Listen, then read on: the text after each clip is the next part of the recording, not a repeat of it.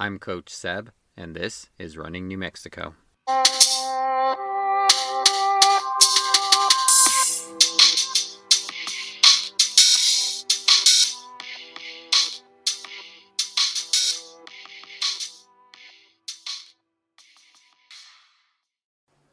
All right, joining me today, I have Lan Yazzen.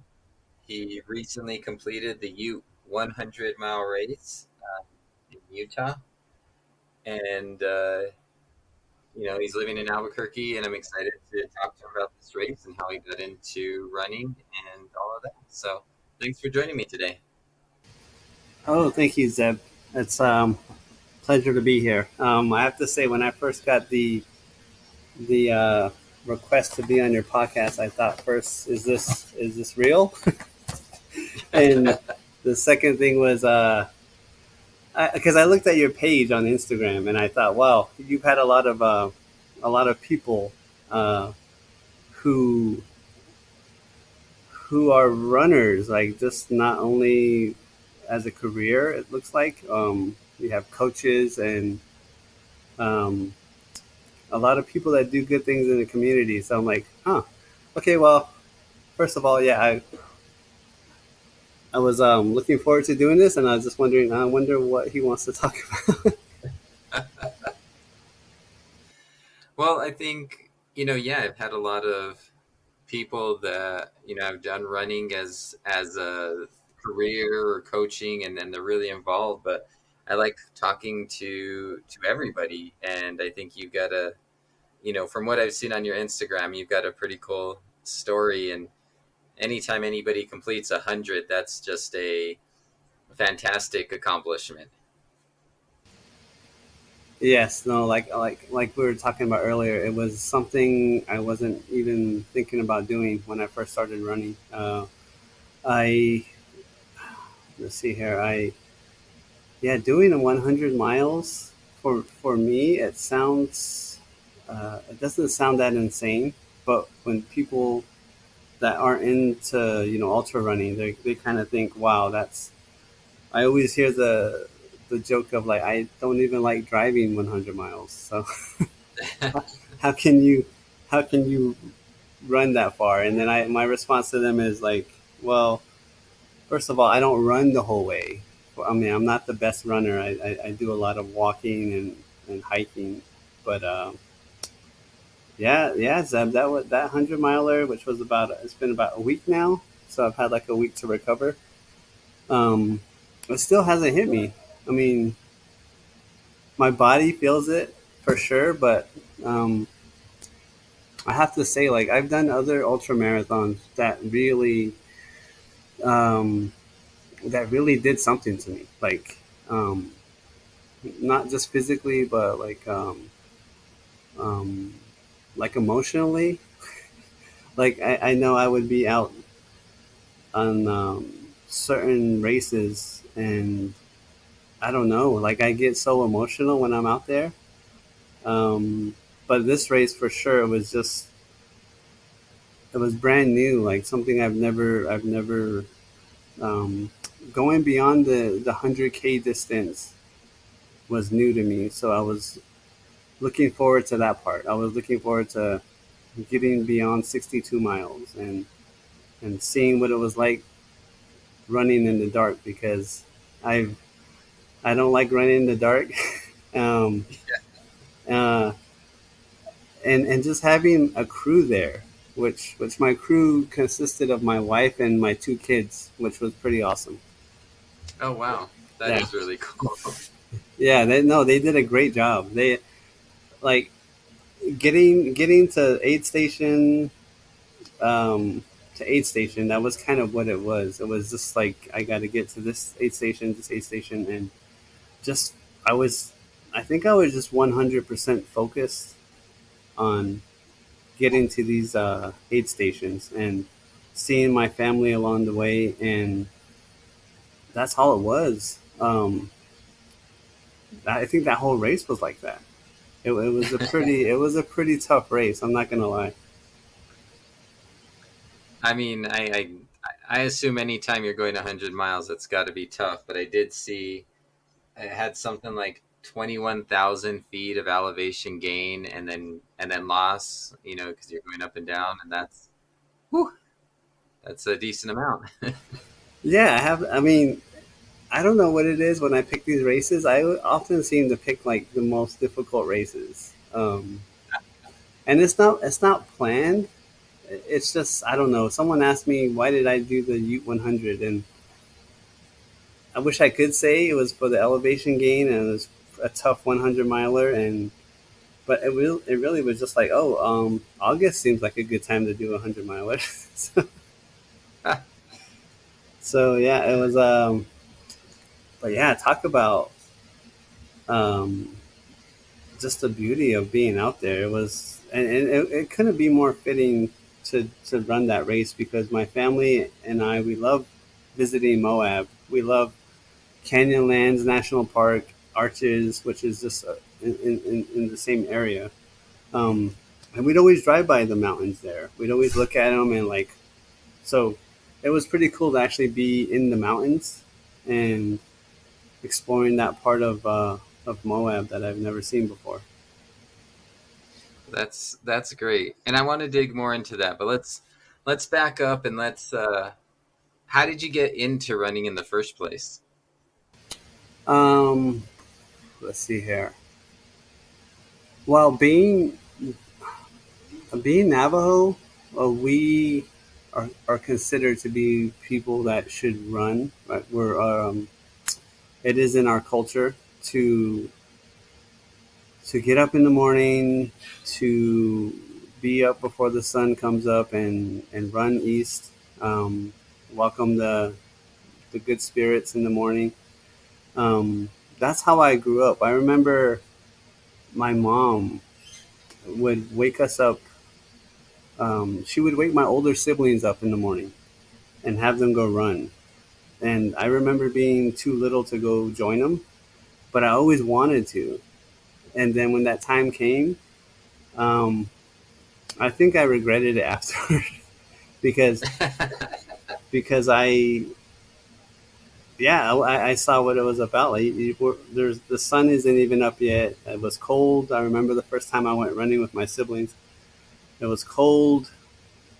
They got out of the house. They did a little stretching, and then they went off running. And my fear was that they would leave me behind. But I was like with my oldest sister, who was probably the slowest one, and ran around. I think we did maybe thinking about it, maybe about 2 miles. I think. And that was it. And the reason why I say I regret it is because after that, my mom would always wake me up when I didn't want to get up, and I understood that was my culture. And my mom would always tell me that it's like you have to be up early. You have to be up before the sun comes up. You have to give thanks and um, um, like I said, welcome the day and all the blessings that it has. So I I didn't run in high school though. I think I played being on the Navajo reservation. I think there's only four sports you can play. In the fall, it's football, volleyball, um, basketball in the winter, and um, track and field in the spring. But I take that back. Let me see. In the fall, it was cross country, and I had siblings who ran cross country, and I never saw the joy in that. I never saw the joy in running, and it looked like they were just suffering, and um, yeah, I didn't want to do it. But fast forward, um, geez, I think I really started taking running seriously when I was like 35. Um, and it's kind of funny how people like get into things, right? Because for me, I had a string of losses in my family. My dad passed away, and then not long after that, my oldest brother passed away, and then After that was my mom that passed away, and then Wow. again an older brother of mine. So this is all within the span, I think, of like 4 years. So for sure, I think running saved me because at the time I was like in a dark place. I think I was not in the best shape physically and mentally. Um, for sure, not eating right. Was drinking a lot. Um, yeah, just bad overall. And it was weird. I'm a man of faith, so I believe. Like I kept asking, like, what's something that can help me? Like I need to just find something, and um, it was kind of weird. Like one day I just said I'm gonna do the La Luz Trail. Like I'm gonna go hike the La Luz Trail, and um, here I go again doing something that's extremely difficult, not really doing the research on stuff. I remember I set off on the La Luz Trail, and it's funny now that I think about this. It was early, like on a Sunday morning. Um, just weird. It was like a weird feeling, like being out there by myself, even though I know I wasn't by myself because there were hikers out there too, and Right. um, just seeing them gave me that little feeling of like, because I mean, you're not alone. Like, there's people actually out here doing this. Um, and I have to tell you, Zeb, like I got close to the rock falls. People who know the La Luz Trail, it's like the rock falls. That was the part where everything just fell apart. I was like on the side of the trail, honestly thinking, am I gonna have to be helicoptered out of here? It was the worst feeling. Like like everything was. I felt terrible, and but it was good to see people out there hiking. Like I love that people would kind of just give you that little motivation of like, hey, good job, um, keep it up, almost there, right? And I remember as I saw a runner that day, and I thought to myself, like, who in the hell is doing this? Like, why would you? How is this guy doing this? Yeah, it was very crushing to see people just pass me, and I was like in such bad shape, but I made it. I got to the top, um, and that was something that really, I don't know, just the challenge of it. The challenge really made me think this is something that's I felt so many emotions that day, and it was helping me. I think the days after. So I really just started getting into hiking for a while there, and then I started jogging a little bit. But every time I would start jogging, my I would just kind of lose that little motivation. And my wife was the one that said, maybe you should run a race. And I thought, well, nah, I'm not gonna do that. I don't think that's something I want to do. But but I signed up for the Lake Powell Half Marathon, which was in October of 2016. So Yeah, you and didn't start with some easy just 5K or anything. You went straight to the half marathon. well, so this is the thing is like I have a friend in the Marine Corps, right? I saw him running these races, and his name's Jesus Rivera, and I was like, wow, you look good. Like he's in such good shape. He's like chiseled down and everything, and I think he ran like the Boston Marathon or something. So I'm like, hey, I'm thinking about doing um, a race. So he gave me his training plan for a half marathon.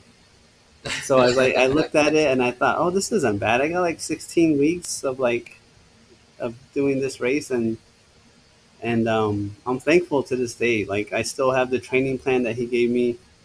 Followed it through. I did. We went up to Lake Powell, and it was amazing. Like we got to see Antelope Canyon before the race, Horseshoe Bend, and that's a part of like the joy I get when I do these races is like my family comes along and we get to see these things, these places that we probably would never see before. Um, but yeah, Lake Powell, it was. I thought it was tough. I was like, okay, that's over with. Not gonna do that again. But I think you know this. That people get that bug, that runner's bug, and I was looking for the next race.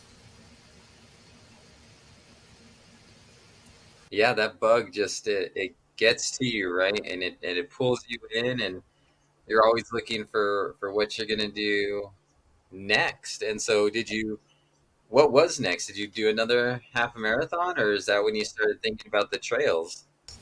I did a marathon next, of course, and it was February. So what was it?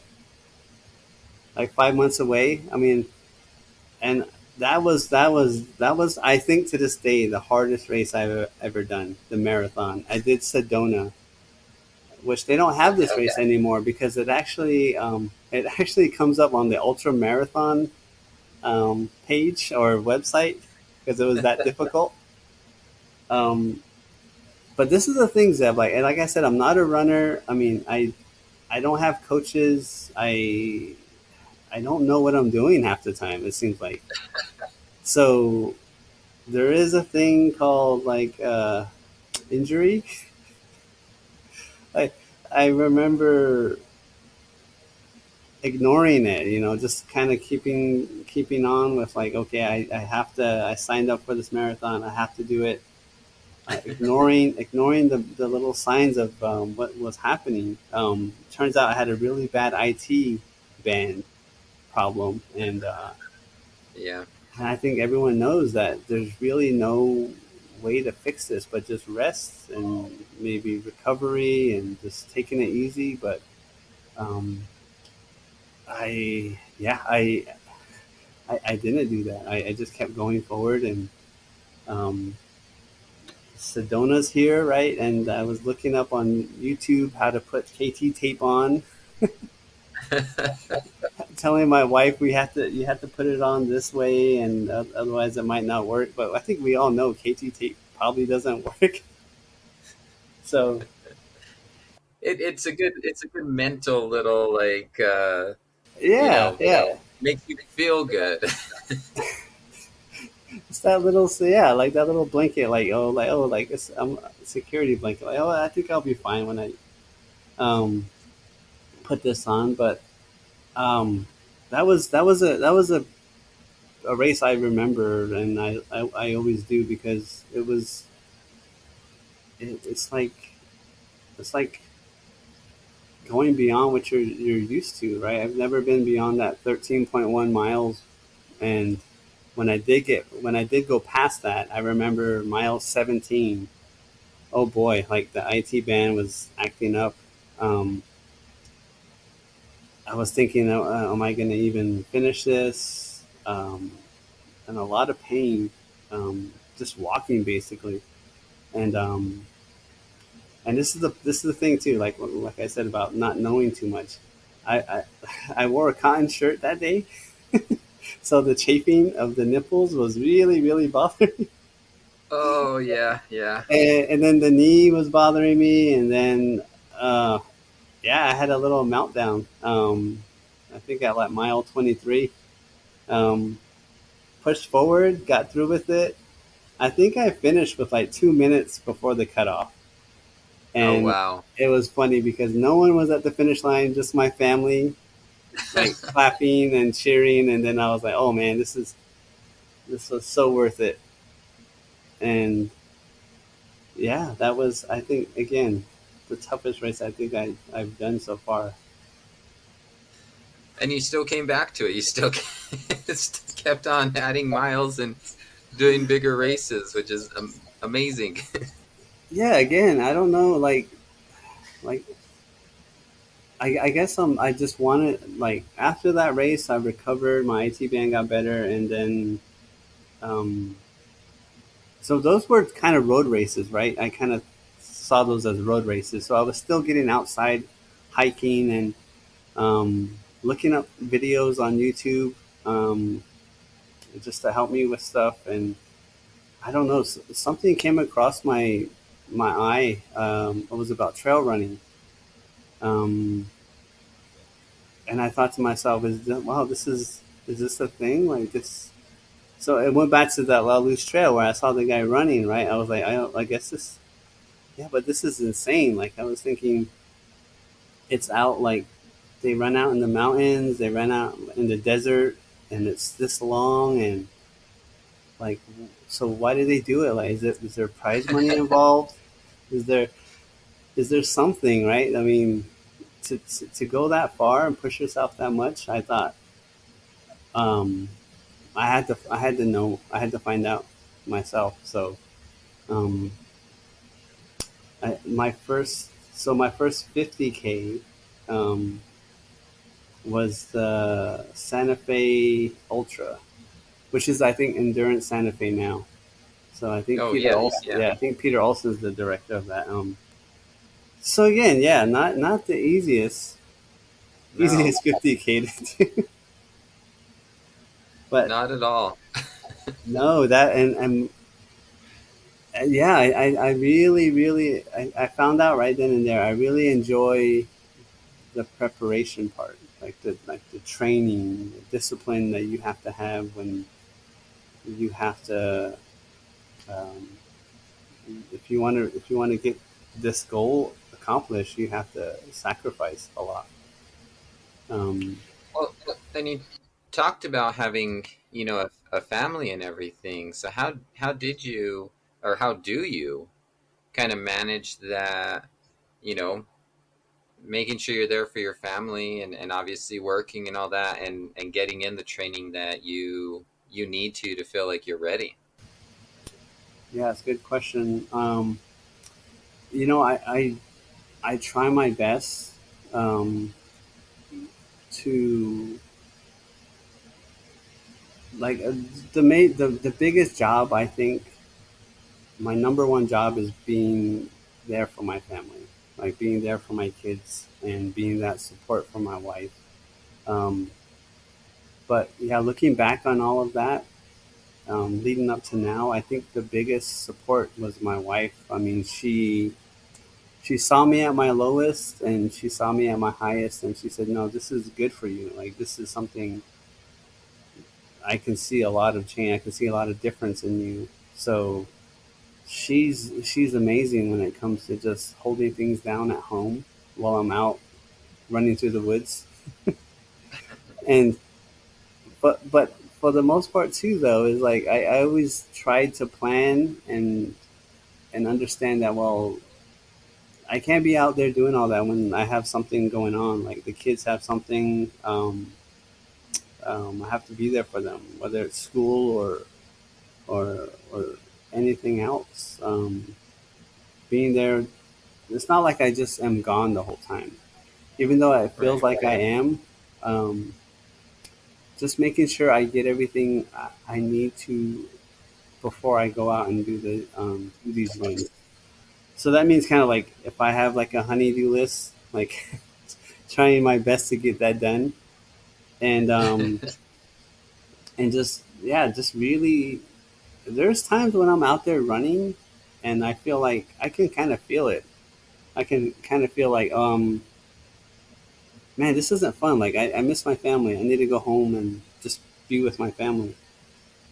So I think for the most part, I think I did a good job at balancing the two. But yeah, the support from them was great. I love that even my kids were kind of supporting me. Like, they would be interested in what I did for the day. And everyone that runs knows that you need that recovery time too. So Right. um, yeah, I think that was a big part of every time I would be out doing preparing for a race. Just making sure everything was good at home. I think for me mentally, that was the part too that um, okay, I was good. Like because if things weren't good at home, then I probably wouldn't be running good out there. So That makes sense. I think that's a lot of us, have to strike that balance for sure. yeah, yeah. And as far as work, yeah, work was kind of the same thing too. Is um, I would get out there. I would um, actually try to get some miles in, like at work, even though it was a mile or two. I love my job.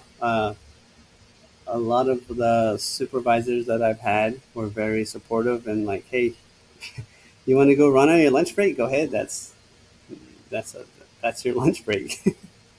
That's awesome. Yeah, but no, it's great. That's cool. So you talked about the Endurance Santa Fe being that first kind of big trail run and jumping up to the 50 miler. What what did you know, or maybe what didn't you know that you were getting into, like as far as nutrition and all of that stuff? Oh, yeah. So like I said, like a lot of stuff that I just found out was kind of maybe by a YouTube video. Like, and it's great. I love YouTube. Like, I found out so much um, in how to prepare for some of these races. But it's like one thing that kind of Right. like you can say you're prepared for it, but once it actually happens, then you kind of think, oh, like should I have done better? Maybe I should. Um,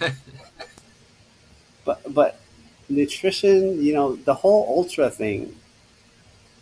I was digging the whole ultra thing because people were like, "Oh yeah, ultra runners, they just eat nachos, they just drink beer." Um, we're different than the road runners. And I thought, okay, well, yeah, Right. like this is something that I want to do, and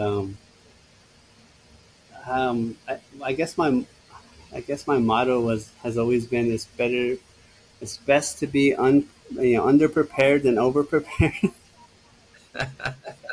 Because it seems like every race I did, I hate to sound like I'm like a person that just seems like I'm not doing my research. Trust me, I've done my research, but for ultra runners I know, you can't predict these things. I mean, you can prepare for them, Right. but once you're out there and the heat, something's going to get you. Either the heat or you're not prepared for the elevation. Your stomach might turn on you. Um, there's so many things that could go wrong. So I think for me, it was just like, yeah, you can't worry too much about that. You just have to prepare as best you can and just see what happens. Well, how did that Endurance Santa Fe run go for you? Oh, it was great. I was like probably in the best shape I think I've been in. I was yeah, I felt good. I felt strong. We started off. Uh, I think we were at like 10,000 feet when we started off, and then we ran down, which was I think the first 7 miles was all downhill. Felt good. Um, Coming up, felt strong. Um, and then I think maybe it was maybe at mile 30. I think yeah, it was like uh, I'm trying to remember what hit me first. Was it? It was either my stomach or maybe mentally I broke down. It was there was a sign I kept seeing along the way that said like it was it kept teasing me. It was like watermelon, uh, bacon, just up ahead, right? And then it was the best aid station that in the race is like, and I kept walking up, and then every turn I took, I just saw more trail, and I was like, oh my god, like this is torture. Like when is it coming? And then like finally it came. I think I sat there maybe too long, longer than I should have. Maybe indulged in too much than I should have. I left the aid station. My belly was about to burst, and that's like the toughest part is like you're going. That's like the toughest part of the race, I thought, because it's just like you're going uphill. Um, and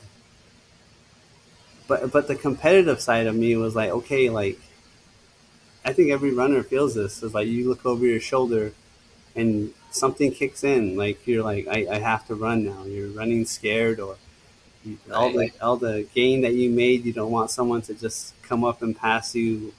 That's when I knew like okay, it was a race and it was on. So um, yeah, and it was funny because that's the first time I asked for a pacer, and my friend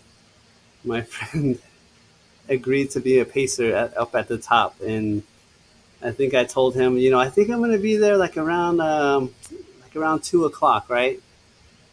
And I don't know what time it was. Maybe it was 3, and I started stressing out about that. Like I was like, oh, I'm not there yet. I wonder if he's still going to be there. And I got to the top, and yeah, he was there. He's like, oh, it's cool. Like it's cool, bro. Like I've just been hanging out, looking at all the views around here, and I'm like, okay, well, we got to go. And then we just ran downhill, and that was that was a great race. I think I did really good that race. Not like to What podium year or was anything. I don't think I've never podiumed in a race. I don't think. what year was that? That was I think in 2018, 2018. Yeah, but I'm trying to think Yeah, now, that's Zeb. crazy. Yeah, I'm trying to think now, Zeb. Is that I think that was the same year I did my marathon. Like I just took like 6 months or seven to just train. Wow. Yeah. Yeah, I did the relay. I think that was 2019. Ooh, yeah. Was But that the yeah, 100? Was that the 100? no, it was still the 50 miler. Mm. But we there was four of us, and it was tough. Which leg did you have? I had the third leg, Ah. Oh, geez, so I yeah. got the first climb. Yeah, that. So that's the 50K, right? And yeah, there's a 50 miler. I'm like, God, that does not sound fun. Like, Yeah, it was rough. It was rough, but it's beautiful out there. It's the scenery, and the people. Like it was fantastic. yeah. So funny story with that race. I forgot. So I always saw this sport, ultra running. Um, like, there's a lot of you don't see many people of color running ultras. I mean, I don't know. Maybe it's just me seeing it, but every now and then you'll see some people. But some people would think like, oh, it's just crazy white people out there running, doing these races. So when I was doing that race, the Santa Fe Ultra, um, I forget what mile it was at. I was feeling good, right? And you see hikers along the way, and um, I see this long line of hikers. They all step aside so I can make my way up, and I'm like, oh, thank you, right? And I'm passing all these hikers. They're all uh, they're all Caucasian, men, women. Great job. Right? I'm feeling it. Like I'm like, yeah, thank you, right? And I'm smiling and everything. And the last person on this with these hikers was Wes Studi. I'm not sure if you know him. He's the Native American actor that played Geronimo. Oh Yeah, wow, yeah. but I have to tell you, Seb, that the look me and him gave each other, like it was so weird. Like I felt like I was like in the Last of the Mohicans, like because he was in that movie, right? Like we with the eye contact we made with one another, we didn't even talk. Like we didn't even say nothing. We just gave each other this look, and then I was just thinking to myself, like, who do how do I know you? Why do you look familiar? And then as I ran off, I was thinking, oh wait, that was the actor. That was West Studi. And I only wonder Wow. what he thought of me. Like maybe he was thinking, what is this guy doing out here Yeah. running in the woods? I thought that was pretty fun. That was the fun part of that race. I thought, and my wife, like, I told her the story. I don't think she thought it was that funny, but Well, I think it's fantastic. I mean, that probably not the person you imagined you'd find out on the trail in the middle of this race. yeah, exactly, right. And I mean, and like I said, I mean, it's. I don't know what it is, but um, that's what I think people think of going hiking. It's like it's only a certain population of people do it. But I'm here to say that that's not true. Like there's a lot of people out there, same color as me, darker, whatever, that are out there doing this stuff. No, I agree with you. I think, there's been a lot of conversations, at least in the accounts I follow about, um, representation in these ultra races. And I think just in outdoors in general, you often see, I mean, like you say, we have La Luz right there. And, it's often people when you're out there with lighter skin, and there's nothing wrong with that, but it would it would be nice to see more people. We're growing up here, we have access to that. Like, how can we embrace that, for everybody? Yes, no, yes, great way to put it. I mean, yeah, you know this. People who are listening to this who have run out on these trails know the beauty of just what's out there. And I have to say, like even for family, like my own family, like they've been able to see this. Like I said earlier, like they've been able to follow me on these races and see these things. But extended family, like I tell them all the time, like no, Right. like you guys have to see this trail. Um, but I don't know. It's like I mean, I understand that maybe it does sound kind of like a boring thing to do is go hike. Sounds terrible for some people. Like, why would I go do that? But I think everyone that I meet out there, it's something like I said. I told you the reason why I decided to go hiking was um, some things happened in my life that I wanted to go explore that part and just be out there. So um, that's a great thing. It's a great thing to do, and I think living in Albuquerque, um, yeah, we're so lucky. We're so lucky to have like the foothills and the Sandia mountains there, and running ultras. I always want to say New Mexico, man. Like especially like even northern New Mexico is like beautiful. Like we can compete with those other states that have these races. And yeah, I've been lucky enough to do some of these races, like Bull of the Woods in Taos. That's one of my favorite races. Um, during Santa Fe, um, and I'm getting ready to do Mount Taylor in October, which I'm looking forward to because I've never driven by that mountain so many times, and now I actually get to be in it. And that's I've heard is just an amazing one. Just so much fun, and I mean tough, but it's a good one. Have you ever been up there?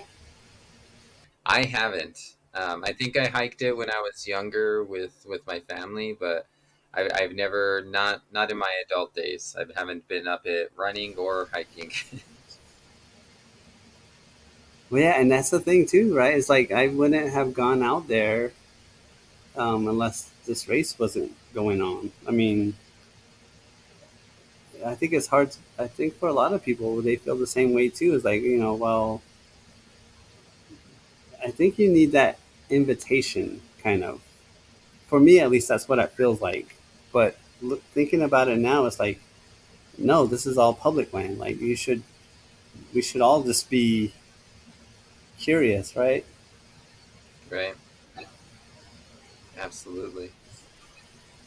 So, what got you interested in jumping up and doing a 100 miler? Um, I think you know the answers. it's it's I wanted to just I got a taste for it. Like I was like for a while there I was well no, let's take that. Let's go back. I did the 50K and then I was like I got to do a 50 miler. Look on Ultra Sign Up, Jemez Mountain 50 miler. And that's in May. So I thought, oh, this is perfect. Like I can train through the winter. Spring, I'll hit it really hard, and then yeah, I did my first 50 miler was Jemez, and I love that. I love all my races basically up to the 50-mile mark. Were what races here in New Mexico? Gorgeous, gorgeous races. Um, Right. and if you yeah if anyone listening, Jemez, oh yeah, that place is beautiful.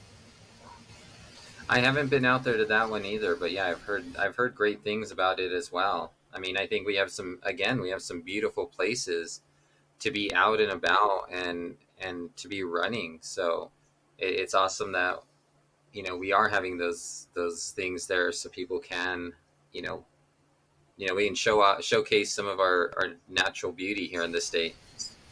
Yeah, exactly. And for me, I mean, when I did that race, again, I felt really good. I felt I was in good shape. Thankfully, no injuries because I think I learned right after a while. It's like if you feel this achy pain, take it easy. Um, so when I ran this race, yeah, it was for sure. I felt a little nervous. Going beyond 32 miles was one of those things where I was thinking, okay, let's see what this is about. Again, not an easy race, um, but everything flowed so well in that race. I remember I've done it twice so far, but I remember the first time. You kind of always remember the first. It's like, yeah, just enjoying.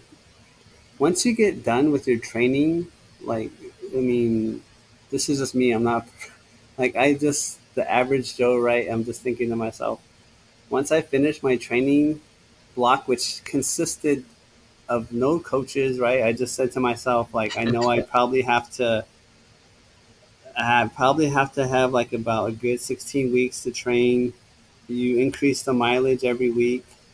Um, the end, like the closer you get to the race, I still haven't figured it out. I mean, when it comes to tapering, I still probably not the best at knowing what to do. I've heard people say like you should feel like crap when you taper. Um, some people say, oh, it's like everything just flows naturally, and then they have the race of their life. And I've yet to experience that latter part, but um, the crappy, like, I mean, I don't know. It's like the first time I tapered, I did everything backwards. I think I was eating whatever I wanted to. I didn't run at all. Um, because I thought that's what you do. I thought you just take it easy. Like all the hard work is done. You just now's your chance to just like give your body everything that it's been missing, like chocolate cake, pizza, all the like stuff that you think, okay, yeah, I need to have this now. But yeah, I mean, sorry, I lost track. Going back No. To the Jemez, right? 50 miler. Yeah, it was it was a race. I for some reason it just it felt good again. Whatever I was doing at the time seemed to have been working. Right? If it's not broke, don't fix it. You know, it's I felt good. I felt strong. Um, and then seeing the Caldes Valdera once you get to the top of Pajarito Mountain, oh, that's such a beautiful sight. Um, for sure, I took that moment in. But anyone who's done that race knows the climb is is so difficult, and that's when I found out. Okay, so your legs can actually just um, not work for you. When I got to the top, I was like, "Oh, this is awesome! This is amazing! I'm gonna head down now." And I started kind of galloping down, and then yeah, I think my legs cramped up, my calves cramped up. Um, kind of shuffled down, and then the heat hit me, which is something I really wasn't. I don't think you. I mean, I guess you can prepare for the heat, but for this race, I wasn't prepared. Um, yeah, it was pretty tough from then on. Once the cramping went away, you know, I got into some part of the race where the we were at least not exposed so much to the sun. Um, like I said, Zeb, I was feeling good. I was running, going downhill, and then yeah, I'm not sure if it was a rock or a root that kind of took me out. I took a hard fall, and Oh no. yeah, and I was laying there for a second. I thought, oh, that was a hard fall. Like I was laying there, like it's kind of funny that I think about it now. Like I was laying there thinking, what am I doing? Like no one's gonna come out here. No one's no one's gonna ask if I'm okay. Like I'm laying on side of the trail, pretty beat up, and I just had to get up and just like dust myself off, like literally, and then shuffle into the next aid station, which I think was like at mile 37.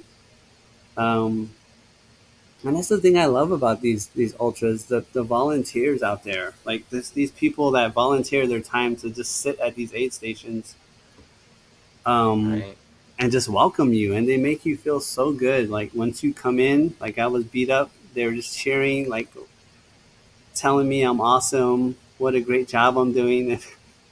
It's like you need to hear that. Like even though sometimes you're like, okay, no, I'm not doing great and I'm not awesome, but the time that the time that they take out of their own time to just to be there for you. Yeah, they sit you down. They're like, Right. oh, how are you feeling? What do you need? Right. Um, that that's so important. I think to that's why I love ultra running is those people out there, not just the other runners that I'm running with, but those people too. Um, but yeah, the Jemez Mountain, man, that was such a great race. And it's kind of funny because like the more you're into the ultra running scene, you kind of you see people, you know which people are signed up for races. So I remember with that race, there was a guy who beat me in um, the Ultra Santa Fe, right? So I saw him beat up at one of the aid stations, and I thought, oh yeah, this is good. Like I'm gonna, okay, I have to pass him now. So that little runner's competitiveness kicked in, and um, it's amazing, like how much you think you're done, but you're not. You have, I mean, that race I had so much gas left in the tank. I guess because I was running. I don't know. I was maybe running a 6 minute mile. I don't know. It felt like it anyway. I was zooming. I was running and um, again running scared, looking over my shoulder. Like is he? He's probably gonna catch up with me. Oh, like I can't stop now. I have to keep going. I don't care about water. I'm almost there. And yeah, that was pretty cool. Turns out he finished like a minute behind me. And Oh wow. yeah. And that race was pretty cool too because my kids, they were like waiting for me right near the finish. We ran across the finish together. And Oh yeah, that was a special race right there. That's amazing. You talked about your kids being your crew for this 100 miler, your kids being there at this. Like, how involved are your kids with these races with you? Um, since I've started, so I have two kids. Noah is 13 and Olive is 10. So yeah, I've been running for 6 years. So when you think about it, yeah, Olive was like 4. So she's really, I mean, she knows what what these races entail. Like she knows that she's going to be outside, which she loves, and I'm thankful that I've kind of exposed them. My wife and I have exposed them to that part of it, like just being outside, like appreciating the beauty of these places we're going. And it's so many different places like we've been, and I like to say that um, they're very well adapted to like when it comes to just going someplace new. I mean, they know what's the day is going to be like, and they're fine with it. You know, they take it all in. They know they're not going to have their Wi-Fi or their devices, and that's their moment to just kind of be outside and just walk amongst the trees or the cactus, whatever race it is. It sounds like you may not be getting them up early to run a couple of miles, but it sounds like you're keeping, that tradition that your mom's had with you and your siblings. Yeah, that's something I didn't think about. I mean, at least theirs sounds more fun.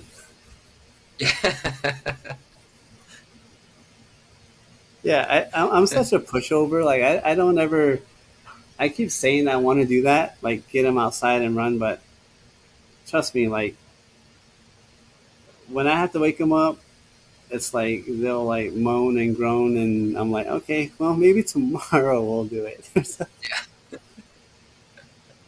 But no, that's uh, something interesting I didn't think about. I mean, um, yeah, for sure. It's however long I'll keep doing this.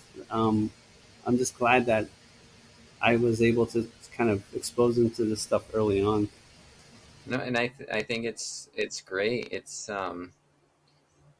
I think it's easier for people. We talked about having that representation and seeing people out on the trails and all that. And I think with your kids seeing you and you taking them out there and exposing them, like that's their representation, right? You're being that person for them, and they have a higher chance of continuing that, going forward, which is fantastic. Yeah, no, I still I think being outside and being in nature is a healing. It heals your body, it heals your mind, um, and I think yeah they haven't been through what I've been through. They're still young, but I want them to know that that's always a sanctuary when they get older. Like that's where they should be if they're ever going through something or um, yeah, just getting away from society and all the problems that we have. Right. Jumping back into this 100, what um I guess you talked about kind of the beauty of Hemis and everything. What were some of the things you noticed out there in Utah? Um, that's that part of Utah. Like I said, I just I love that part of Utah is because I like I said I grew up to a similar landscape, which the red rocks, desert, um, but in my running the same thing when I was doing the Ute 100 and being in the La Salle Mountains is it's so much similar to just being like in Santa Fe. Like when you go up to Mount Baldy, yeah, it's like everything felt so familiar. And that's the one thing I think I really, like I said about doing this race, is everything just felt natural. Like like I said, normally I'll get emotional about something, or something will pop in my head, and um, yeah, it's kind of hard to explain. Like, for example, when I did a race in Taos, Bull of the Woods, um, I saw some butterflies like getting near the top right of the peak, Kachina Peak, I think it was, and that made me so emotional. I don't know why. Like, just butterflies, right? Um, but when I was doing the U100, I saw all kinds of things. I saw little mice on the floor at night, when I was doing the night part of the race, hummingbirds. Um, but yeah, I was just 100% just focused on what I needed to do. It was an interesting race because, like I said, I had my crew there, so that part I didn't really think about, how much time I was spending with them, because there was a 39-hour cutoff, and Oh wow. yeah, I was thinking to myself towards the end, like I kind of got panicked. Like, I kind of panicked. I was thinking, am I even gonna make it? Was I spending too much time in the aid stations, or with my family? Which, um, but yeah, the course itself, like, um, the beginning of the race, we started this little loop. They had to change the course to a two loop course, one loop, like 50 miles, because the year prior they had forest fires, so they had to change the course. Um, and then the year before that, was COVID, right? You know how that all went, you know. So it was like, this was the year, right? I was like, okay, I was just, again, 100% focused on just getting this done. Um, and yeah, I have to say, it's very similar to some, to being here in New Mexico. Um, but the one cool thing was, like, looking out, you could see the Spanish Valley, the Moab Valley, and you could see just the canyons. That was the only part that was probably different, just the scenery. That's awesome. It sounds like fun. What did it feel like to cross that finish line? Oh, it was. It felt good. It felt, I was. It was kind of great to just know that, like I said, this is the area me and my family love to visit. My family was my crew, and the times when I felt like I couldn't keep moving, like, I thought about them and they were at the finish line. So we came down this 5 mile, minor road, which was so steep and had so many rocks. That was probably the hardest part. Was like, I remember breaking down and saying, "Where the is the finish line?" Right? I came around the corner and you saw the road looks like it goes on for about a mile and then it turns, and not runnable at all. So I was frustrated. I was hoping to hear something at the finish line. Normally you'll hear like people or cheering or music or something, and this one I didn't hear Right. anything. And then I was just like, when's it finally going to be here? And I think that was about maybe 42 hours with no sleep. So I was Wow. seeing some really weird things. And, for example, like, coming up this trail, I thought I saw a guy leaning sideways with a Polaroid camera, and I I stood there and I thought, is this a person? Is this a person with the race? Is he gonna take my photo? And then coming down, like, it didn't stop. Like, I swear, this is the kind of a weird thing, a weird one here, is like, I saw it looked like a giant suitcase with, like, arms coming out of it and legs coming out of it. So I'm not sure what that means in my mind, but I walked up to it, and all these were just those these aspen trees that kind of grow kind of funky. But I have to Yeah. tell you, like it was really kind of bizarre to just think to yourself, okay, it's just I'm just tired. I'm just tired. So that last 5 miles of the race, Zeb, as I got done, I was like finally done with it. I'm over it. And then all of a sudden, I come out of these like bushes, and the road's there, and you just hear a few people clapping. And I see my wife and my kids, and they're like, "Woo!" Like yelling, cheering, and I'm like, "Oh, finally, it's here!" Like, and then I jog over. I get my buckle, hugs, and everything, and I have to say, like, I still felt good. Like, besides that 5 miles that seemed like it didn't end, um, I felt good. Like, I felt my legs felt, I still felt strong, but the sleep part that was setting in, and that was kind of something I'm kind of curious about now. I'm like, well, I don't know. Like, it's the unknown. It's like, what, for those people who have run this distance or maybe further, yeah, I think now it's time for me to get a coach or someone who's gone these distances because Right. again, like I got done with my race.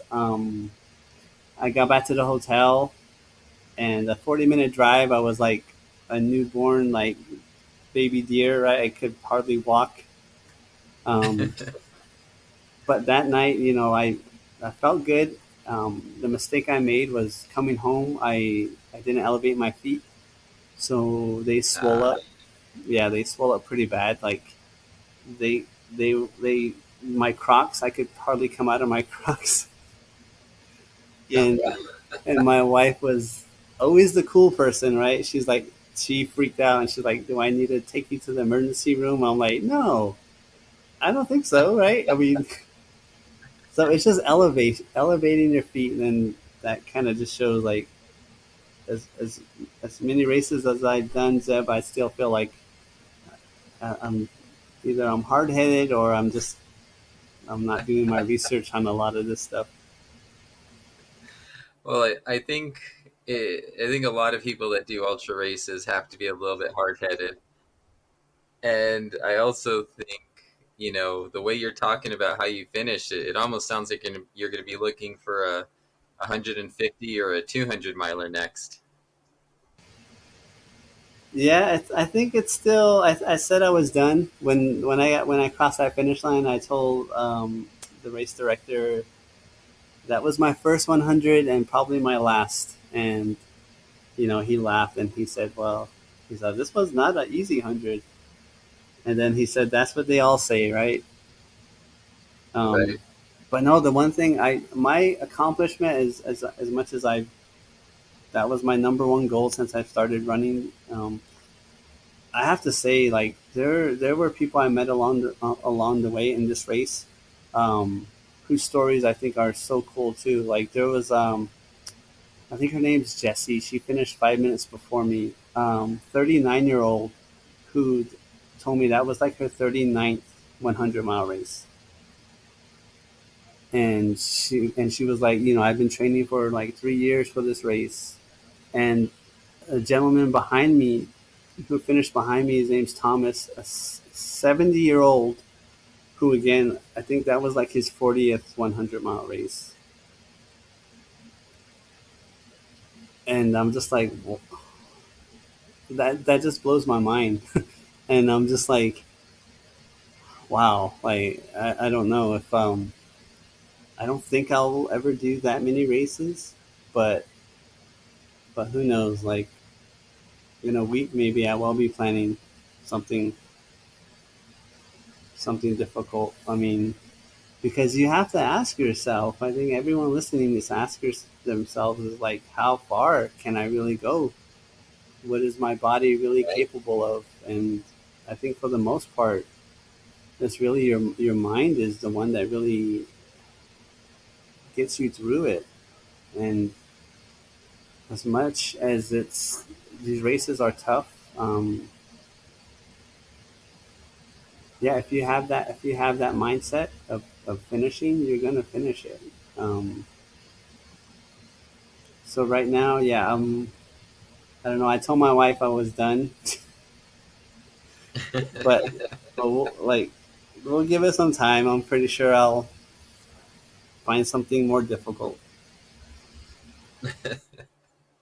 Well, you had posted that on Instagram as well, and I think even in saying that the Instagram page was going to be done, and so I'm glad I got you on to talk about it because it's quite an accomplishment. It's not everybody that can go out and complete 100 miler. Yeah, so like I said, I saw your page and I'm like, wow, you have a lot of really great people on here that do great things, coaching or just runners that are want to be great. So I think my thing is like I'm just like an average Joe who is not has who doesn't have the best physique, but my mindset is like, um, yeah, I really am curious about how far I can go, and the Instagram's probably not done. I'm sure if I sign up for another race, it'll be there. And I'm so overwhelmed with like a lot of people telling me they enjoyed the content that I provided because I tried to be fun. I tried to make things fun, lighthearted.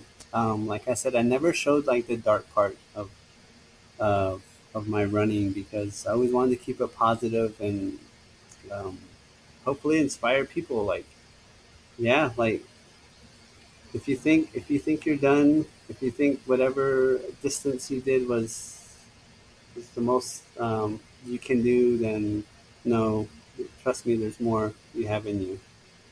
That's a great comment, and I think that's kind of a great place to wrap up. So I got one more question for you, and that's the question I ask everybody to end, and that's just what are you listening to get you going, get you pumped, get you out that door for a nice long run? You know what? I didn't listen to anything on that 100 miler. Um, so I'm proud of myself for that because I'm like, wow, there obviously there's a lot of things going on in my head. There were times when I wanted to listen to something, but yeah, my body was just every time I would cough, my I would feel a shooting pain in my back. Um, but if it's a good if it's like a slow like easy run, gosh, Zeb, I don't really have a specific genre. Um, let me see here. Gee, that's a tough one. It changes. Like for Um, some, I've been really I don't know for some reason I've been kind of into listening to like some what is what is Bad Bunny? You know you've heard of Bad Bunny, right? oh yeah, yeah, yeah. I Um, don't know what genre I that is, don't but I've been listening to that quite a bit now.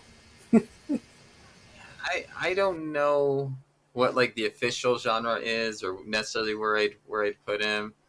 Yeah, But it's catchy. I like that. yeah. No idea what he's saying, but I just like it. Just like the way it makes me feel. Music is universal, right? Yes, yes, exactly. So again, thank you so much for taking the time to talk with me. I think your story is amazing. I'm glad that you're saying that the Instagram probably isn't done, and maybe you can maybe you'll jump back just and do another half marathon. Take it easy again. Yeah. What about a 5K? I haven't done a 5 or 10K. There you go. That'll be a lot less time. Yeah, but for sure um, though. I mean, yeah. I'm looking forward to what's to come. That I don't know yet, but I know I have to. I fell in love with this sport, and I don't think she'll be going away anytime soon. Perfect. Again, thank you so much for your time. And I think it's awesome, again, that you completed this. And I look forward to hearing whatever else comes next. And, for now, do you have anything else to say before I let you go? Oh no, thank you. I mean, I appreciate again um, having me on. Like I said, it's like any kind of platform where I can just kind of talk about what running's done for me. Again, it brought me out of some dark places, and thankful to be still able to do it. Um, and and I guess that's it.